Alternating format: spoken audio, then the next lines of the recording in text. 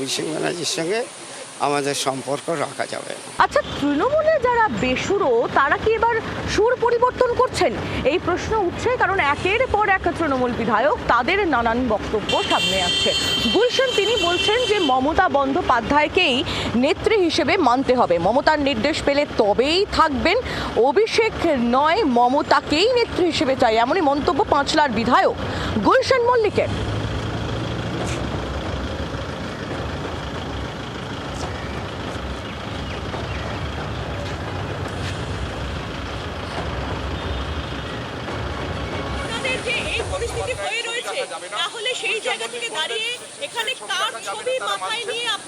মমতা ব্যানার্জির ছবি নেই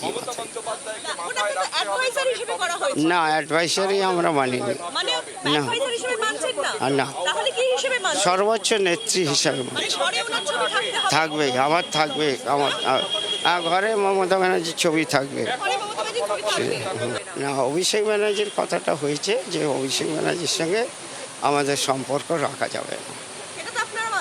হ্যাঁ, সেটা মমতা ব্যানার্জির ছবি থাকবে এবং তার সর্বোচ্চ নেত্রী তেনার নেতৃত্বে আমরা চলবো, সেই সব কথাই না। সর্বোচ্চ নেত্রীর যা কাজ নেত্রী সেই কাজ করবে, তার নির্দেশ মতোই চলবো। বাংলার আওয়াজ, বাঙালির আবেগ, জি 24 ঘন্টা।